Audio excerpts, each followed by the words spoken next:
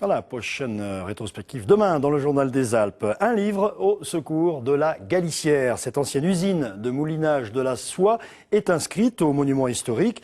Elle se trouve à Chattes en Isère et pour financer l'entretien des machines qui datent de la Révolution française, les propriétaires ont décidé d'éditer un livre à compte d'auteur. Delphine Aldebert, Vincent Abran.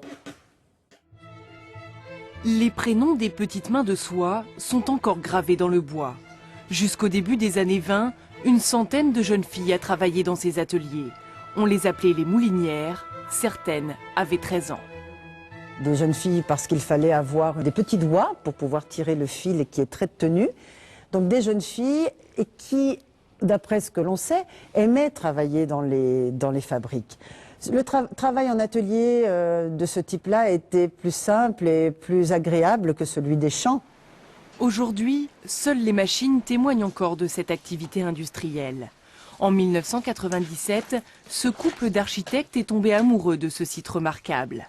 Du cocon à la bobine de fil, cette usine assurait l'ensemble du cycle de fabrication de la soie. Rares sont les manufactures qui ont survécu, mais à la Galicière, l'histoire familiale de ses anciens propriétaires en a décidé autrement. Comme c'était une jeune fille qui s'est jamais mariée, qui n'avait pas eu d'enfants, ni de mari, ni de frères et sœurs, l'activité s'est arrêtée comme ça, tout est resté en place. Il n'y a pas eu remplacement des machines, donc elles sont encore là pour notre plus grand bonheur. Celle-ci, là, où on commence à voir les chirons, là. Mais ces machines souffrent des affres du temps. Elles ont besoin d'être protégées et traitées.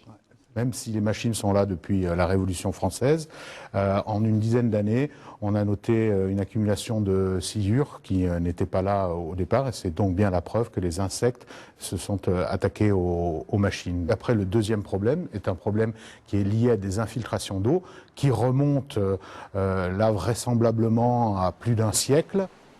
Entretenir ce site est un gouffre financier. J'arrive, j'ai pris des ciseaux, si tu veux. Je veux bien. Super ciseaux. Avec des membres de leur association, les Amis de la Galicière, ils s'activent quotidiennement pour sauver ce lieu. Mais leur bonne volonté ne suffit pas, alors ils ont eu une idée, faire un livre. On peut tous devenir acteurs de la défense de notre patrimoine et le fait d'acheter un livre, c'est aussi contribuer à sa sauvegarde puisque la moitié du prix de vente de ce livre sera consacré à la protection physique des machines. En éditant à compte d'auteur et en faisant appel à la contribution des citoyens, l'association a trouvé une alternative aux subventions publiques, de plus en plus difficiles à obtenir en période de crise.